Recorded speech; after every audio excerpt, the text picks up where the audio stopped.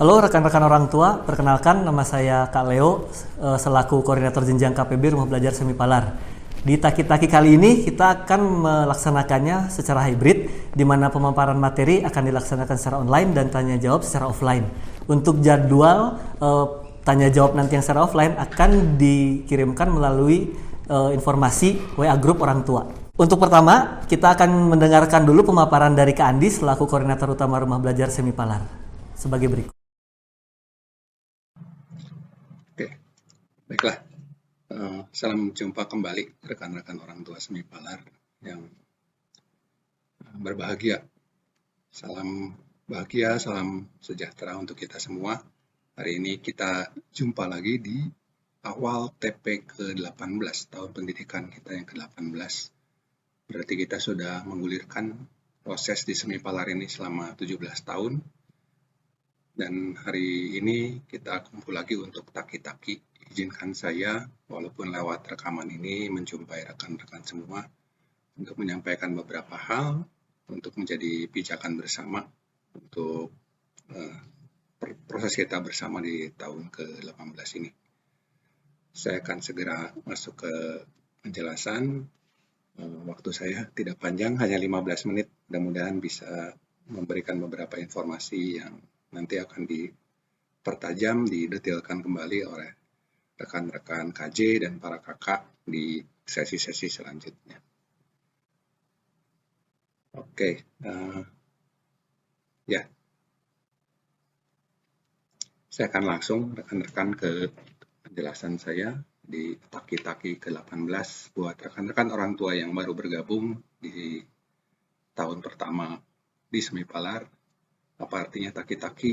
Itu dari bahasa Sunda artinya ancang-ancang, jadi memang kegiatan ini rutin kita adakan di awal tahun untuk memberikan penjelasan ya, apa yang akan dilakukan bersama, berproses bersama kakak-kakak dan anak-anak kita semua di Semi Palar. Ada 5 agenda utama, 5 topik yang akan saya sampaikan. Pertama tentang setting pembelajaran, yang kedua tentang tim kerja, siapa saja dan bagaimana kita mengatur tim kita di Semi Palar tahun ini. Kemudian tema besar, 2 hal lain adalah tentang diriungan dan koperasi Semi Palar. Oke, topik pertama itu tentang setting pembelajaran yang kita tahu di semester kemarin kita mulai dengan hybrid. Cukup lama kita melaksanakan pembelajaran hybrid, dan setelah kita diskusikan di Lingkung, kami memutuskan bahwa di tahun ini untuk beberapa jenjang kami akan meneruskan pembelajaran hybrid, kombinasi pembelajaran jarak jauh dan tatap muka dengan perbandingan 4 hari tatap muka dan 1 hari jarak jauh. Kehadiran sekolah sendiri akan 100%, tidak seperti tahun lalu masih dibagi 2 sesi, satu kelas dibagi 2. Tahun ini kita akan hadir 100%, dan untuk hybrid kita akan bagi dengan perbandingan 4 hari tatap muka dan 1 hari pembelajaran jarak jauh. Tujuannya apa? Terutama untuk kemandirian dan kesadaran belajar ya. Ternyata kita lihat ada sisi-sisi baik juga yang kita bisa tangkap dari pengalaman 2 tahun pandemi. Program kami di Semi Palar di tahun kemarin 2 tahun pandemi, program kita tetap berjalan dengan baik ya. Fasilitasi bisa berjalan dengan cukup baik, karya-karya tetap bisa dibuat gitu ya, dan hasilnya cukup buat kami sangat memuaskan gitu. Jadi sebetulnya untuk bentuk fasilitasi kita sudah bisa, kakak-kakak sudah bisa mengawal proses ini dengan cukup baik walaupun lewat jarak jauh, dibantu dengan teknologi. Kemudian kita akan melakukan si hybrid ini, kita coba dari tema pertama adalah di jenjang SD besar, SMP, dan KPB. Kemudian tentunya kita juga diskusikan ada manfaat tambahan. Mungkin teman-teman mengikuti bahwa di Eropa itu minggu-minggu lalu dilanda heatwave ya, gelombang panas. Itu banyak yang meninggal di Eropa Selatan, di Portugal, di Spanyol itu sampai ribuan orang meninggal karena ya heatwave ya, ini salah satu gejala pemanasan global yang makin lama makin mengerikan. Jadi apa yang bisa kita lakukan dengan pengaturan ini, kita bisa mereduksi kebutuhan orang tua untuk antar jemput. Dengan sendirinya kita akan menyumbang kebaikan ya. Pertama dengan mengurangi kemacetan di Kota Bandung ya, karena kita tahu banyak yang tinggal cukup jauh jaraknya dari Semipalar, dan pada saat kita bisa mereduksi kemacetan, tentunya juga mengurangi konsumsi BBM dan emisi CO2 ya. Jadi itu mudah-mudahan kita bisa gulirkan dengan baik. Tentunya kami mohon masukan dari orang tua untuk hal-hal yang perlu jadi perhatian kami supaya proses belajar hybrid ini bisa terus kami perbaiki. Jadi itu setting pembelajaran di TP18. Yang kedua, teman-teman, saya masuk ke tim kerja ya. Nah, sejak beberapa tahun yang lalu memang Semipalar sudah secara sadar mulai betul-betul merancang proses regenerasi ya. Saya sendiri sudah jadi kepala sekolah, berarti tahun ini tahun saya ke-18 ya, dan ini perlu pelan-pelan dioper ya. Kita perlu regenerasikan ke kakak-kakak Semipa yang mampu, yang punya kompetensi untuk nanti memimpin Semipalar jangka jauh ya, jangka ke depan. Jadi tahun ini kita akan atur seperti demikian. Jadi yang pertama, di TP17 kita sudah mulai dengan 2 unit baru yang kita bentuk di bawah Yayasan Pendidikan Semipalar, Rumah Belajar Semipalar yang sudah berjalan 18 tahun, dan di tahun lalu kita ada di Semipa Disada. Semipa Disada ini adalah unit konsultasi pendidikan dan pelatihan guru. Ini kami sudah jalankan, kami rintis setahun di bawah tim kecil, ada Kak Lin, KMJ, dan Kamita. Dan kami sudah memberikan beberapa kali pelatihan ya.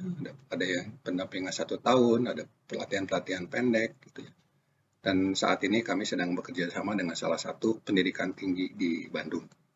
Mudah-mudahan kita bisa cerita lagi ya apa yang kami lakukan bekerja sama dengan universitas, salah satu universitas di Bandung. Kemudian yang ketiga ada Semipalar Co-op, itu ruang biru di sebelah kantor, teman-teman pasti lihat ya, dan kita sudah mengusirkan ini selama 1 semester. Ini jadi bagian penting dari Rumah Belajar Semipalar. Nanti akan saya jelaskan di bagian terakhir. Kembali ke Rumah Belajar Semipalar, secara singkat saya jelaskan sebagai berikut. Ada koordinator jenjang, di jenjang KB dan TK ada Katesa. Kemudian Kanovi akan memimpin kakak-kakak di jenjang SD kecil. Kamaya, ini ada sosok baru di level KJ ya, di lingkar pendukung itu. Dan Karobat di jenjang SMP, dan KPB dipimpin oleh Kak Leo. Di bawah ini ada, ini yang banyak yang belum tahu ya, ini singkatannya apa. Kita pakai istilah itu SPP ya, tim SPP, karena kita ini bekerja sebagai sebuah sistem ya, ini sistem pendukung pembelajaran yang untuk bidang psikologi itu ada Kawiwit dan Kansel. Kawiwit di jenjang besar, Kansel untuk jenjang yang kecil.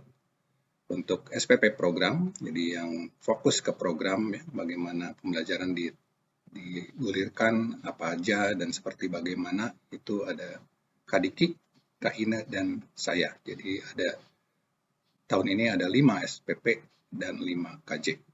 Koordinator utama dipegang oleh Kak Andi, oleh saya sendiri. Oke, jadi sekilas seperti itu, nanti akan lebih detail dijabarkan lagi oleh KJ di penjelasan sesi selanjutnya. Oke, saya maju lagi teman-teman. Oke, tema besar TP18 ini, tahun lalu kita masuk dengan tema kontekstual sederhana mendalam ya, karena situasi pandemi.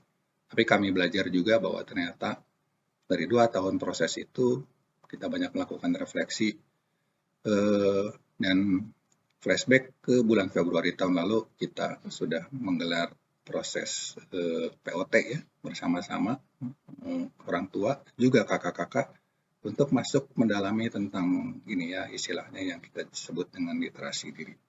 Literasi diri ini bukan hal baru, tapi memang belum betul-betul kita pahami ya. Jadi ini akan jadi eksplorasi kita bersama, kita perdalam pemahamannya, bagaimana caranya supaya kita bisa betul-betul mengenali diri kita masing-masing dan mengelola diri kita masing-masing ya. Ini yang akan jadi olahan kita bersama di TPN 18 ini. Tentunya ini akan diperdalam sepanjang tahun, kita akan gali bersama ya, kita akan bahas di POT, di FBO dan lain sebagainya sambil proses ini bergulir dari waktu ke waktu. Mudah-mudahan ini bisa jadi sesuatu yang baik buat proses ke depan, karena kita pahami juga bahwa segala sesuatu yang ada di luar yang kita bilang dengan literasi semesta itu akan bisa diambil alih oleh teknologi ya. Teknologi akan sangat membantu kita di sana. Tapi sisi kemanusiaan, sisi kedirian kita betul-betul hanya kita masing-masing yang bisa melakukannya. Itu tentang literasi diri. Kemudian 2 poin lagi teman-teman. Ini juga terkait dengan tadi literasi diri, karena di Ririungan ini teman-teman kita sudah mencoba menulis bersama seperti disampaikan oleh Mbak Fitri waktu pertemuan orang tua. Menulis itu adalah proses reflektif yang paling kuat ya, paling luar biasa dampaknya bagi si penulisnya. Jadi Ririungan ini sepanjang tahun lalu memang masih sebagai aksesoris ya, hanya sebagai pelengkap, tapi akan pelan-pelan kita bawa ke tengah ya, ke proses pembelajaran di kita bersama. Karena itu teman-teman mungkin memperhatikan juga bahwa pengumuman berbagai informasi lainnya akan kita simpan juga di Ririungan ya, karena itu tempat interaksi kita satu sama lain. Salah satunya lewat Atomic Essay ya. Atomic Essay ini yang di hari ini sudah mencapai 3.640 essay dan sudah dikonversi. Kita sudah menerbitkan 10 judul buku dan tahun ini mudah-mudahan kita bisa memunculkan lebih banyak buku-buku lewat apa yang disumbangkan oleh Atomic Essay SMIPA. Tentunya kami berharap bahwa orang tua juga berkenan berbagi pengalaman kehidupan ya, apapun boleh dituliskan di Atomic Essay ya, tulisan-tulisan pendek. Dan itu akan jadi bahan belajar kita bersama ya, bahwa kita bisa berbagi cerita, berbagi pengalaman, pemikiran, opini, harapan lewat Atomic Essay SMIPA ini. Ini salah satu gerakan literasi yang sudah kita coba lama, dan tahun lalu kita menemukan bahwa Atomic Essay ini bisa berhasil ya, cukup berhasil, berjalan dengan baik, dan dampaknya juga sudah terlihat gitu, sudah terasa terutama bagi yang sudah terlibat di dalamnya. Oke teman-teman, jadi tentunya balik ke poin pertama, kami sangat berharap rekan-rekan orang tua bisa segera mendaftarkan diri supaya pada saat merespon dan berinteraksi di Ririungan identitasnya tercatat ya. Orang tua bisa daftar, nanti pada saat menuliskan komen atau memberikan like itu tercatat siapa.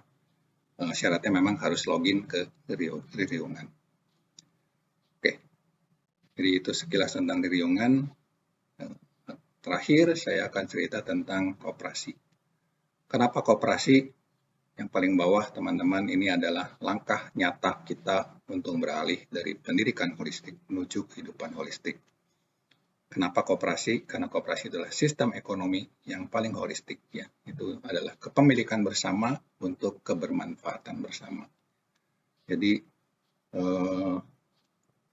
ini kita coba lakukan, kita coba realisasi, sudah berjalan 4 tahun. Sebagai contoh teman-teman, jadi 2 warung di depan ya, ada warungnya Wosika dan warung Busum itu juga sudah jadi bagian dari koperasinya. Dan pembagian, ada bagian dari keuntungan itu yang memang dikumpulkan dan akan dibagikan kepada para anggota. Siapa anggotanya? Tentunya kita semua. Ya. Jadi orang tua, kakak-kakak, anak-anak, alumni juga. Supaya silaturahmi kita berjalan terus ya, walaupun sudah selesai prosesnya di Semipalar karena satu dan lain hal. Jadi kami sangat mengimbau orang tua untuk mendaftarkan diri menjadi anggota koperasi dan aktif di Semipalar Co-op ini.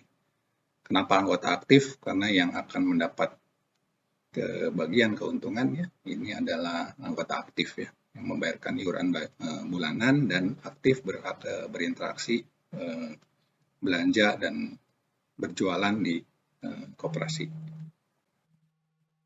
Oke.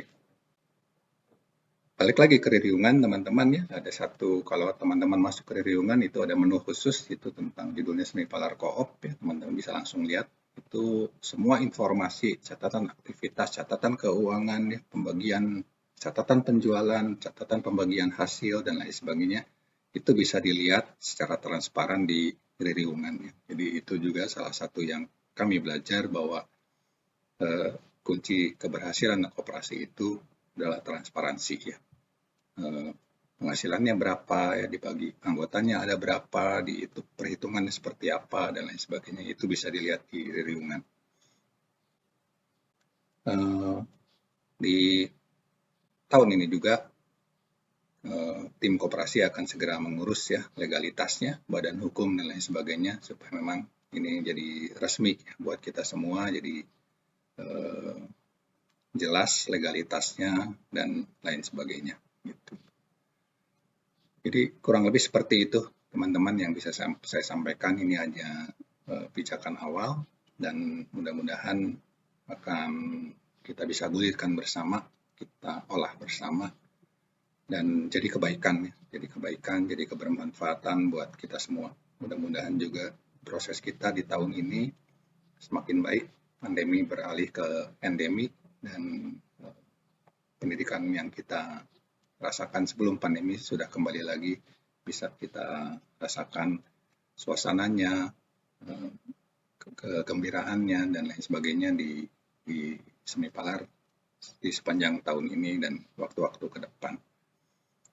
Terima kasih teman-teman atas segala perhatiannya. Akan dilanjutkan oleh KC dan kakak-kakak. Tentunya kita akan jumpa lagi di kesempatan-kesempatan lain. Ya, akhir kata ya, saya ucapkan terima kasih dan sampai jumpa.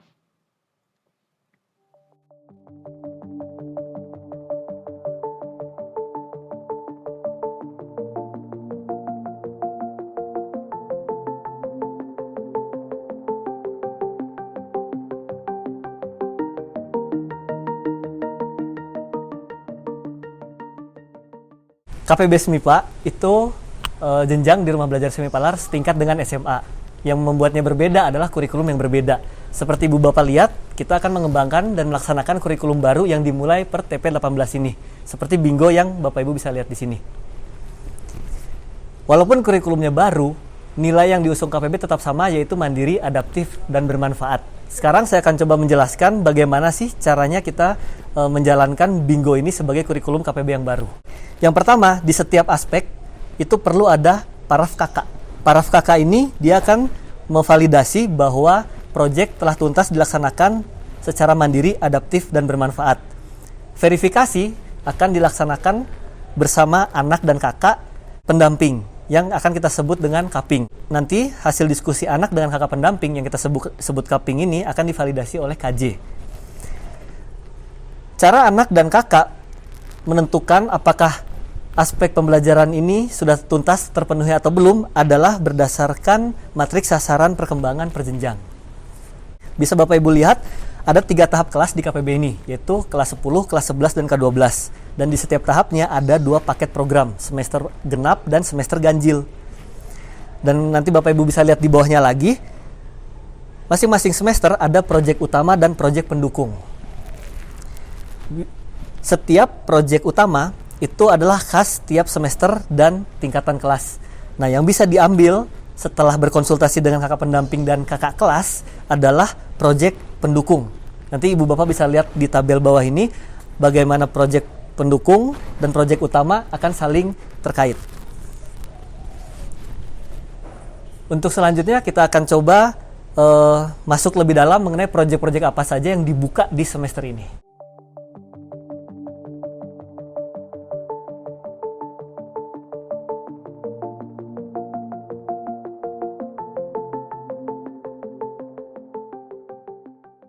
Orang tua, percaya Kak Gina, saya adalah kakak yang akan membersamai teman-teman di KPB berjalan bersama, belajar bersama di TP18 ini.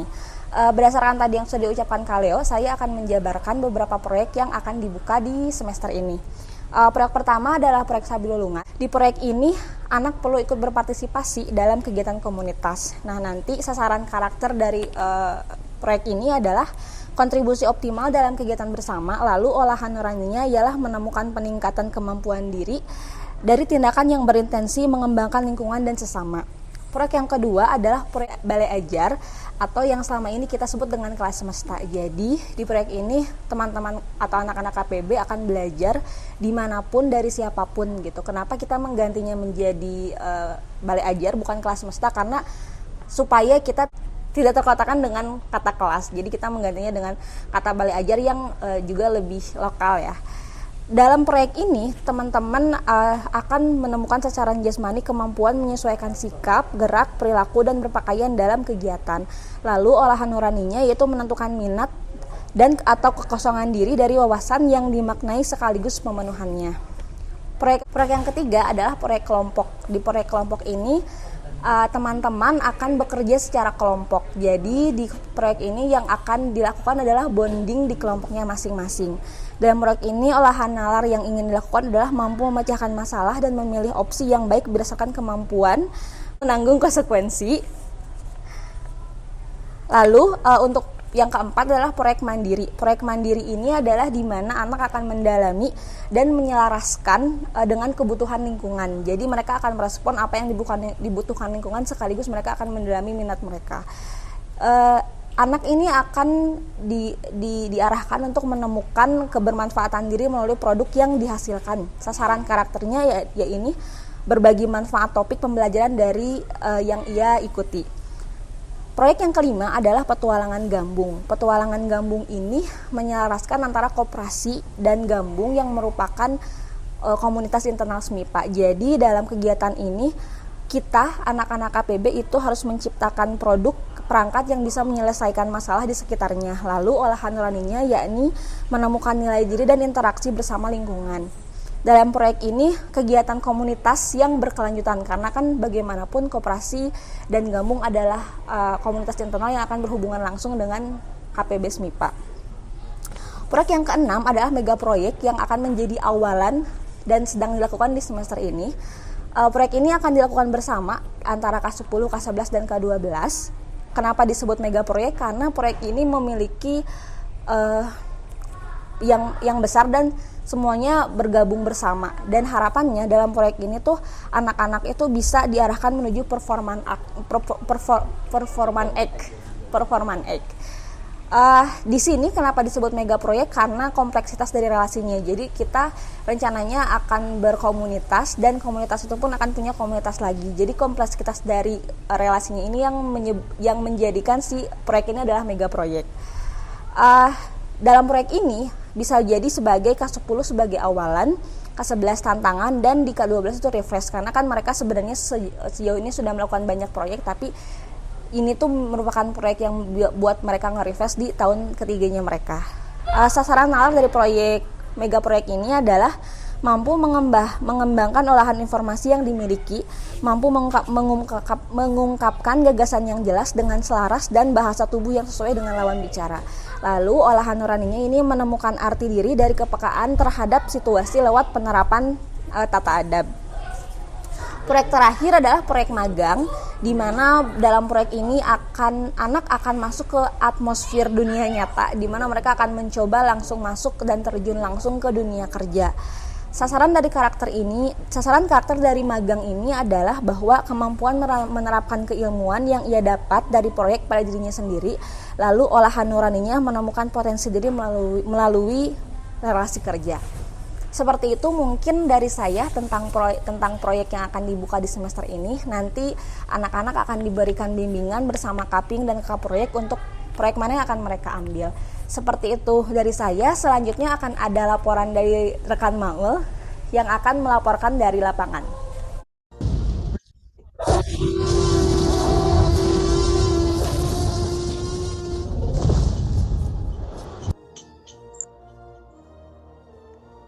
Selamat siang, selamat pagi, selamat malam Bapak Ibu. Perkenalkan, nama saya Maulana Ristanto. Dan saya di sini sudah berada di lapangan untuk menjelaskan alur proyek KPB dan juga bagan kerja KPB. Seperti yang Bapak Ibu lihat, sekarang saya sedang ada di lapangan dan dikejar oleh salah satu makhluk lapangan di belakang ini. Jadi, untuk alur proyek, KPB sudah mengkombinasikan dan juga mengadaptasi design thinking yang kita sederhanakan. Akan ada 4 alur besar yang saling berkesinambungan. Seperti yang Bapak Ibu lihat, alur pertama adalah pengalaman lapangan. Nanti, semua alur ini akan dijelaskan lebih rinci di bagian alur. Kita lanjut ke alur kedua. Setelah anak-anak mendapatkan pengalaman lapangan, maka mereka akan berpindah untuk arsip dan dokumentasi yang mana di dalamnya sudah termasuk diskusi, briefing, dan lain-lain. Setelah itu, mereka akan mempresentasikan atau juga mendemonstrasikan proyek atau produk yang sudah mereka rencanakan di tahap arsip dan dokumentasi. Dan alur yang terakhir adalah produk akhir. Produk yang bermanfaat yang sudah dirasakan oleh masyarakat atau lingkungan sekitar. Bapak Ibu, saya akan jelaskan lebih rinci tentang alur proyek ini di bagian alir kerja KPB. Maka kita harus kembali ke lapangan karena bagian alir yang pertama adalah kegiatan atau pengalaman lapangan. Kenapa kita bawa ke pengalaman lapangan dulu? Agar mereka bisa merasakan apa yang dibutuhkan masyarakat, apa yang dibutuhkan lingkungan, apa yang terjadi di sekitar mereka. Seperti yang Bapak Ibu lihat di sini, apa yang terjadi di belakang saya mungkin sangat kompleks ya. Dan pastinya setelah merasakan hal ini, anak-anak akan banyak mendapatkan input yang bisa mereka proses di tahap selanjutnya, yaitu di tahap diskusi atau briefing, di mana mereka bisa melakukan briefing atau tahap diskusi ini dimanapun, tidak hanya di SMIPA, bisa juga di kafe, bisa di ruang kerja, dimanapun tempat yang mereka pilih. Dari pengalaman yang mereka dapat, mereka akan merencanakan proyek apa yang akan mereka lakukan. Hasil dari pengalaman lapangan yang sudah mereka lalui, mungkin 1 minggu, bisa jadi hanya beberapa hari. Di sini, mereka akan menentukan proyek yang nantinya akan diajukan kepada kakak fasilitator. Maka di tahap diskusi ini, informasi komunikasi dengan fasilitator akan sangat intens. Di penentuan proposal, bisa jadi ajuan mereka ditolak ataupun diterima. Ketika ajuan mereka diterima, maka mereka harus mempresentasikan proposal proyek mereka di tahap work in progress demonstration. Di sini mereka harus bisa meyakinkan kakak fasilitator, bisa jadi termasuk SPP, Kak Andi, ataupun mentor. Apakah sudah layak proyek mereka untuk dijalankan atau diberikan kepada masyarakat. Dalam tahap ini, arsip dan dokumentasi harus sudah komplit atau minimal 50% komplit, dikarenakan publikasi dan sosialisasi akan dijalankan setelah mereka bisa meyakinkan kakak fasilitator atau mentor ataupun masyarakat yang dituju. Sehingga bila mereka sudah bisa meyakinkan semua pihak, maka mereka akan ada di tahap akhir, yaitu produk. Di sini produk bentuknya bisa sosialisasi kepada masyarakat yang dituju, bisa juga berupa pemberian dari proyek mandiri mereka atau proyek kelompok mereka kepada masyarakat yang membutuhkan, ataupun bentuk-bentuk lainnya. Kami sangat bebaskan, kami beri ruang kreativitas kepada anak-anak, asalkan proyek atau produk mereka bermanfaat, maka kami akan support dengan penuh hati. Setelah produk diberikan kepada masyarakat atau dijalankan bersama masyarakat, maka mereka harus menulis laporan akhir. Dan nanti laporan akhir ini akan menjadi bahan evaluasi untuk proyek-proyek selanjutnya. Kurang lebih begitu, Bapak Ibu. Pertama ada pengalaman lapangan, kedua arsip dan dokumentasi, presentasi, ketiga, dan yang terakhir adalah produk. Semoga apa yang saya jelaskan ini tidak terlalu rumit, ya, karena ini adalah penyederhanaan dari design thinking. Terima kasih Bapak Ibu. Selanjutnya, saya akan menjelaskan tentang alat publikasi KPB. Kembali lagi bersama saya, Bapak Ibu. Setelah kita tadi jalan-jalan ke era Jurassic, sekarang kita akan jalan-jalan ke masa depan. Kenapa? Karena saya akan membawa Bapak Ibu untuk penjelasan perangkat publikasi KPB. Di mana Bapak Ibu dengan perangkat ini bisa melihat rencana kegiatan kelompok petualang belajar di TP18 ini. Perangkat pertama yang akan kita gunakan bersama adalah Google Calendar. Jadi nanti Bapak Ibu bisa melihat kegiatan-kegiatan anak-anak ataupun rencana kegiatan anak-anak melalui Google Calendar ini. Bisa Bapak Ibu lihat detailnya, juga tanggal-tanggalnya. Maka dengan adanya Google Calendar ini, kita harap anak-anak tidak terlalu berleha-leha maupun tidak terlalu terburu-buru. Jadi mereka punya time bound yang harus mereka cermati dengan hati-hati. Mereka harus aware dengan jadwal mereka sendiri. Lalu, perangkat yang kedua adalah Google Sites. Di Google Sites ini, semua media pembelajaran, termasuk kurikulum Lakuning Loka yang baru, dan juga Google Calendar, konten-konten lainnya pun masih dalam proses, kita akan masukkan ke dalam Google Sites ini. Jadi nantinya, Bapak Ibu akan sangat mudah untuk mengakses produk-produk atau proyek-proyek yang anak Bapak Ibu sudah buat atau sudah jalankan. Yang terakhir adalah ririungan. Seperti yang Kak Andi sudah jelaskan di video sambutan tentang tema besar TP18, yaitu literasi diri, kami harap Bapak Ibu bisa mengecek tulisan-tulisan anak-anak KPB, bahkan murid-murid lain, ataupun tulisan-tulisan kakak-kakaknya. Bahkan Bapak Ibu juga bisa ikut menulis di ririungan semipalar ini. Sangat menarik isinya Bapak Ibu. Temanya bebas, yang apapun yang Bapak Ibu ingin tulis, silakan dituangkan di website ririungan ini. 3 perangkat publikasi KPB ini adalah perangkat yang utama. Tentunya nanti akan ada perangkat-perangkat pendukung yang kami akan beritahukan kepada Bapak Ibu di kemudian hari. Terima kasih Bapak Ibu. Salam pamit lagi dari saya. Terima kasih rekan Maul atas laporannya di lapangan. Selanjutnya kita akan berlanjut ke rekan Tema yang akan menjelaskan tentang rutin yang akan kita lakukan di KPB. Yes.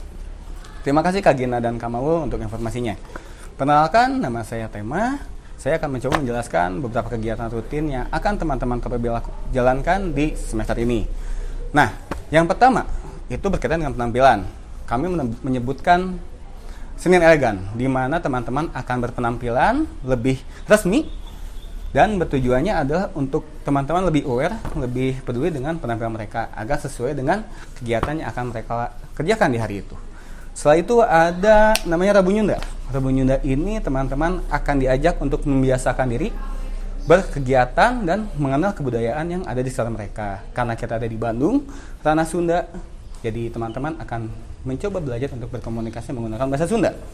Di samping itu ada Kamis Inggris, di mana hari tersebut teman-teman akan mencoba berkomunikasi secara internasional dengan bahasa yang umum ya, yaitu bahasa Inggris dalam kegiatan mereka. Ada hari Selasa dan Jumat, di mana mereka bisa berpenampilan, bisa berkegiatan dan bereksplorasi dan berekspresi dengan semua mereka, namun tentu dengan norma-norma yang berlaku di keseharian kita semua. Di samping itu juga ada beberapa kegiatan rutin yang biasanya teman-teman lakukan, sama seperti sebelum-sebelumnya.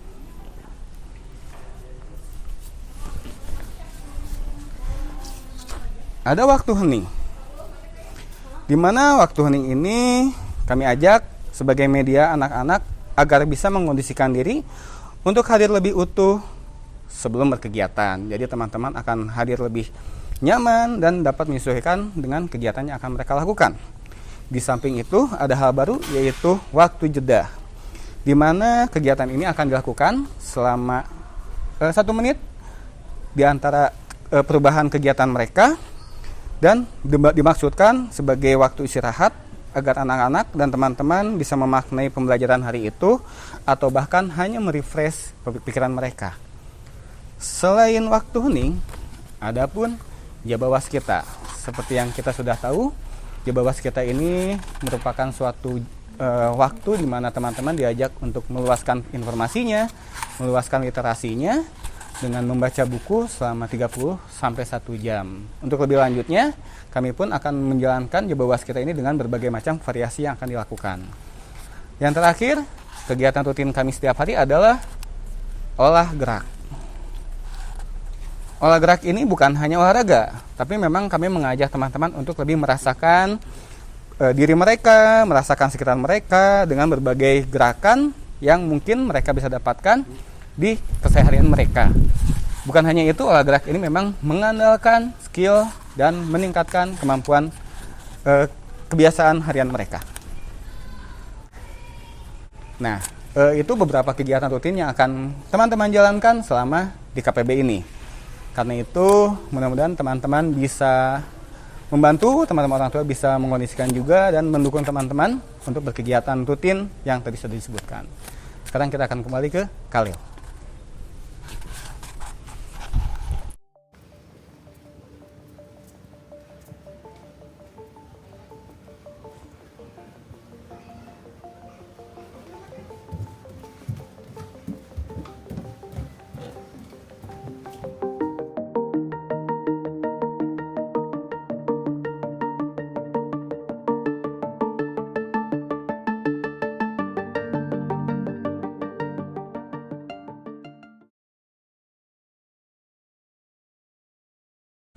Jadi seperti yang Ibu Bapak sering dengar tadi, ada istilah kaping, kalas, dan kaproy. Kakak pendamping, kakak kelas, dan kakak proyek.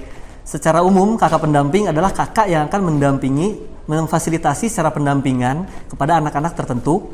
Secara umum juga kakak kelas atau kelas adalah kakak yang memfasilitasi dalam bentuk kelas atau angkatan. Dan kakak proyek atau kaproy adalah kakak yang akan memegang satu proyek. Memang sepertinya membingungkan, karena ini memang merupakan hal baru, dan untuk menangani hal ini kami akan melakukan koordinasi harian, di mana hal itu juga akan mendukung kurikulum baru yang akan dijalankan KPB per TP 18 ini. Mungkin Ibu Bapak masih sedikit bingung, nanti kita bisa lanjutkan di tanya jawab sesi offline yang jadwalnya akan disampaikan kakak melalui grup orang tua masing-masing. Dalam menjalankan peran fasilitasi kakak, baik itu berfungsi sebagai kakak kelas, kakak project, atau kakak pendamping, kakak akan menjalankan satu value yang kita sebutkan sebagai apresiasi. Jadi kakak akan menghadirkan diri sebagai sosok yang mengapresiasi dirinya dan lingkungan tempatnya berada. Bagaimana cara kakak melakukan apresiasi itu? Yang pertama dengan support. Kakak akan berusaha support kepada orang tua dan anak, terus menentukan skala prioritas, juga akan melakukan inovasi atau kebaruan yang berguna dalam proses pembelajaran di KPB ini. Dan yang terakhir, kakak juga perlu melakukan studi feasibility study, di mana apa yang kakak akan berikan sebelumnya sudah diriset terlebih dahulu. Hal itu adalah langkah-langkah yang kita sebut dengan cara-cara yang apresiatif. Harapan kedepannya adalah apa yang kakak lakukan dapat memancar dan dapat ditiru oleh anak sehingga anak berkembang dengan cara yang apresiatif juga. Itulah kira-kira value dari sosok kakak yang akan dibawa selama TP 18 ini. Ibu Bapak. Ibu Bapak.